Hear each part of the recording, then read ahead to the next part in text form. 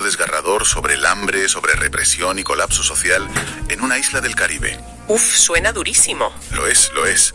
Estás ahí, totalmente inmerso en una crónica política crudísima y de repente, al pasar la página, el autor te suelta que el verdadero culpable de esta tragedia no es un dictador. ¿Vale? Ni un embargo económico, sino una fuerza cósmica que saboteó el ADN humano en la prehistoria. O sea, para alimentarse de nuestro dolor. Madre mía, menudo giro. Pues sí, bienvenidos a este análisis a fondo porque, a ver, hoy tenemos sobre la mesa uno de los documentos más inclasificables y vertiginosos que hemos recibido nunca, estoy seguro. Totalmente. Yo me quedé fascinada al leerlo, ¿eh? Es que tiene tela. El texto está fechado exactamente hoy, 14 de mayo de 2026. Se titula Genocidio cubano. Está escrito desde La Habana por Gabriel Villagoyana. Que se presenta como filósofo, por cierto. Eso es, filósofo. Y bueno, el texto ha sido difundido por el canal Codex Nazareno. Pero a ver, antes de empezar a desgranar esto, hay que dejar algo absolutamente claro para quienes nos escuchan. Fundamental, sí. Este texto contiene opiniones políticas feroces, críticas durísimas a sistemas económicos globales y una visión espiritual que francamente roza la ciencia ficción. Así que nuestra misión aquí es puramente analítica. Claro, no tomamos partido. Exacto. Ni respaldamos ni condenamos estas posturas. Simplemente vamos a explorar la compleja arquitectura filosófica que plantea el autor. Y fíjate que es vital mantener esa distancia analítica, porque el autor no hace prisioneros, no ofrece concesiones. Construye un marco de pensamiento radical que fusiona un diario de supervivencia en circunstancias extremas con esoterismo, básicamente. Eso es esoterismo y geopolítica pura. Nos obliga a mirar un sufrimiento muy local, muy físico, pero a través de una lente de escala, bueno, casi galáctica. A ver, aterricemos primero en ese escenario físico, porque el texto arranca con una realidad muy palpable. Sí, la base es muy terrenal. El autor nos cuenta que lleva 17 años viviendo en Cuba. Explica que llegó por amor a una mujer para intentar recomponer una familia, pero hoy afirma quedarse por amor a un pueblo y a unas raíces que describe de forma un tanto críptica como no de este mundo. Ya empezamos con los matices cósmicos. Claro, y califica la situación de la isla como un genocidio a cámara lenta. Habla de 7 décadas de sacrificio bajo una ideología que él considera prostituida. Menciona también los fusilamientos de los inicios, ¿verdad? Exacto. Menciona los fusilamientos iniciales de la revolución y cómo la pena de muerte, junto con el miedo, se ha institucionalizado como una herramienta de control absoluta. Ojo con ese concepto de genocidio a cámara lenta, porque es clave para entender su diagnóstico. A ver, explícate. Pues que no está describiendo una masacre repentina, de esas que acaparan titulares un día, sino un desgaste estructural, un desgaste sistemático de la dignidad humana a lo largo de décadas. Pero bueno, si nos quedamos solo en la superficie política... Nos perdemos lo gordo. Exacto. Nos perdemos el núcleo. Porque aquí el autor da un salto brutal que redefine por completo quién o qué es el enemigo. Fíjate que aquí es donde el texto casi me pierde a mí, en la primera lectura. Él argumenta que el verdadero problema en Cuba no son las siglas de los partidos, ni los burócratas, ni siquiera los gringos, como él dice, o los bloqueos. Ya, va mucho más allá. Afirma que la causa raíz es una fuerza universal, escrita con mayúsculas, el mal. Tal cual.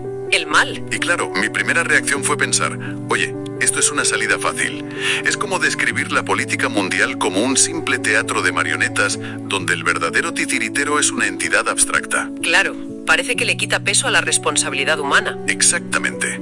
Culpar de todo al mal cósmico parece quitarle responsabilidad a los políticos de carne y hueso que están haciendo sufrir a la gente en las calles de La Habana. O sea, ¿por qué necesita inventarse esta arquitectura esotérica? ¿Acaso la crueldad humana ordinaria no es suficiente? Es una reacción súper lógica, ¿eh? Yo pensé lo mismo. Pero lo fascinante aquí es que dentro de su marco filosófico, esto no es para nada una forma de exculpar a los verdugos. ¿Ah, no? ¿Qué va? Es un intento de explicar el mecanismo de su crueldad. Para él, el mal no es un concepto moral abstracto, ni el típico diablo de las religiones tradicionales, ¿eh? Vale. Lo describe casi como una ley de la física. Imagínate una fuerza comparable a la gravedad, pero operando en el plano de la conciencia. Él lo define como desconexión, el olvido del ser. Espera. ¿Desconexión de qué exactamente? De la consciencia primigenia del universo. El autor sostiene que cuando un burócrata en Cuba oprime a su pueblo sin sentir remordimientos, no lo hace solo por fanatismo ideológico, sino porque le falta algo. Literalmente, dice que su conciencia está desenchufada. Al estar desconectados de su propia esencia, son incapaces de generar empatía. Cero. No pueden ponerse en la piel del otro. ¡Wow! Y por eso los cataloga como hijos del mal. Y ojo, que aquí entra la parte parasitaria, que es terrorífica. Cuéntame. Como estas personas están desconectadas y no tienen luz propia, necesitan alimentarse de algo. Y se alimentan del miedo y del dolor ajeno. O sea que el dolor de la isla es, literalmente, el combustible para esta fuerza universal. Exacto, es su alimento. Es una visión muy oscura, la verdad.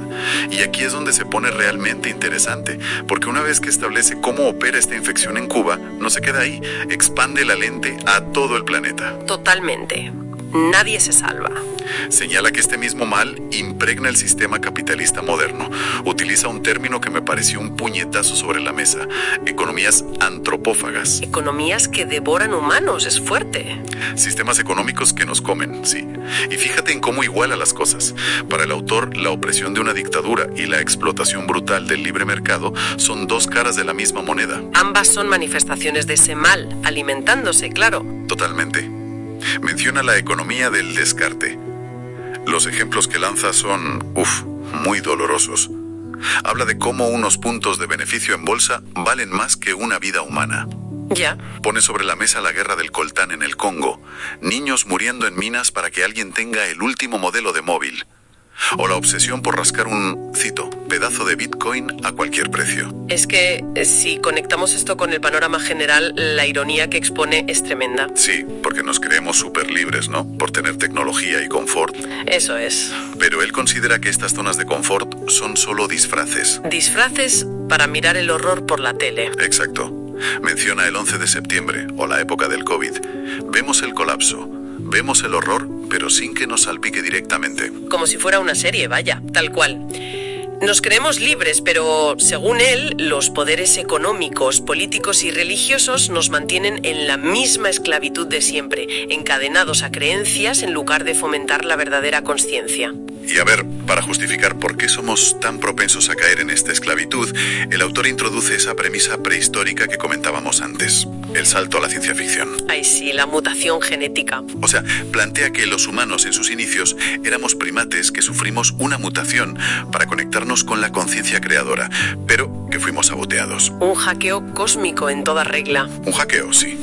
Y tengo que admitir que pasar de hablar del coltán y del Bitcoin a decir que fuimos manipulados genéticamente por fuerzas cósmicas, a ver, es desconcertante. Lo es, pero es la pieza que sostiene todo su argumento. Si él ve que el comportamiento antropófago humano se repite en todas las épocas y bajo todos los sistemas, necesita una explicación mayor que la simple mala política.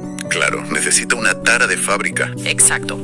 El sabotaje genético explica por qué una especie capaz de entender las matemáticas del universo se dedica a autodestruirse.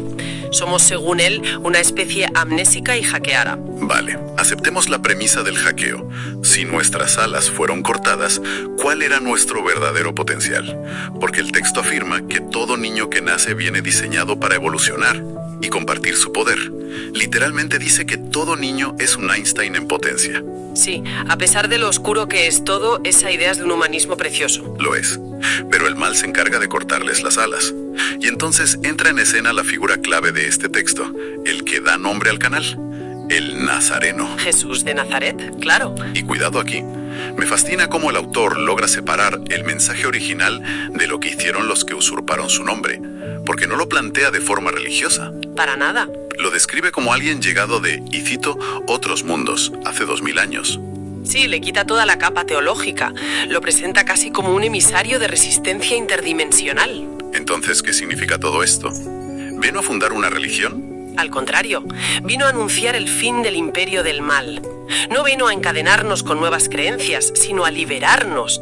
Y de hecho, el autor critica duramente a la religión institucional. Así, utiliza una frase muy castiza, muy de aquí. Dice, lo que es del cura siempre llega a la iglesia. Es una crítica brutal, porque el mal es el gran usurpador. Si el mensajero traía la llave, la mejor táctica del mal fue apropiarse del mensaje. Convertirlo en religión. Exacto. Llenarlo de dogmas, culpas y miedo para mantenernos sumisos. Qué forma de darle la vuelta, ¿eh? Entonces, si la religión fue un secuestro del mensaje, ¿cuál es la verdadera marca de los que entienden esto? Porque el autor habla de unos últimos tiempos y de una cosecha. Sí, él cree que las huestes rescatarán a los suyos. Y la verdadera marca de esta cepa, de conciencia, como él la llama, no es ir a misa o rezar. ¿Y qué es? Es la capacidad de reconocerse entre sí, a través de la empatía, de sus actos.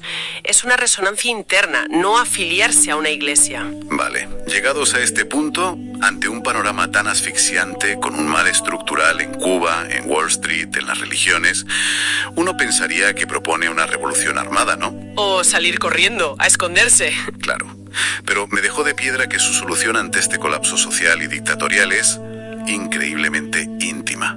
Individual es que para él la salida no es política ni de grupo, es estrictamente hacia adentro, porque cualquier grupo acaba infiltrado por el mal. Dice que en la conciencia humana están encerrados todos los versos y fórmulas matemáticas del universo.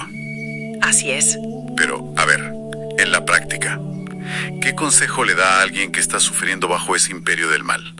Pues seguir las máximas originales del Nazareno, que son amar, perdonar y ayudar desinteresadamente. Ostras, suena un poco inocente después de todo el tratado espacial, ¿no? Esto plantea una pregunta importante, fíjate. Puede sonar a tarjeta de felicitación, sí, pero es una estrategia de resiliencia radical. A ver. Recuerda de qué se alimenta el mal, de dolor, miedo y odio. Si tú sufres un genocidio y reaccionas odiando a tus opresores, ¿qué pasa? ¿Qué les estás dando de comer? Les estás dando energía. Regna todo no es una derrota. Es el primer paso para proteger tu mente y no entregarla mediante el rencor. Y esto nos lleva al clímax, el final cósmico. Porque el autor advierte que al final no hay credenciales políticas que valgan, ni cuentas de Bitcoin. Ni haber ido a la iglesia. Nada de eso. Solo hay un escaneo de la conciencia. Un escaneo de tu grado de conciencia, sí. Y ojo, que no hay infiernos externos con fuego. Solo los que crean la propia conciencia olvidada, ¿no? Eso es. Pero al universo, y cito, le gusta jugar a las líneas de tiempo. Esa frase me voló la cabeza. Lo que no se aprende se repite. Literal. Si fallas el escaneo porque te dejaste consumir por el odio o la comodidad, vuelves a la casilla de salida. Te toca repetir curso en otra línea de tiempo. Repetir curso a escala cósmica. Bueno, menudo viaje. Hemos empezado en las calles de La Habana, observando una crisis nacional y un genocidio, y hemos terminado explorando líneas de tiempo cósmicas, mutaciones de primates y la resistencia a través del perdón. Es que es un documento que te obliga a hacer mucha gimnasia mental. Mezcla la crudeza del tercer mundo con la metafísica más pura. Totalmente. Y bueno, toca hacer un breve recordatorio. Estas perspectivas cósmicas y políticas pertenecen única y exclusivamente al autor del texto, a Gabriel Villaboy Llana. Las hemos presentado hoy para fomentar la exploración intelectual de quienes escuchan. Ha sido un análisis fascinante, desde luego. Y para terminar, me gustaría dejar una pequeña reflexión basada en esa idea del escaneo final. Imaginemos que, al final de los tiempos, todo nuestro conocimiento acumulado, nuestras férreas opiniones políticas, la cuenta bancaria o el último móvil que nos compramos fueran eliminados de la ecuación. Nada de eso importa ya. Nada. Y el universo solo midiera nuestra capacidad de perdonar y de conectarnos de manera genuina con los demás.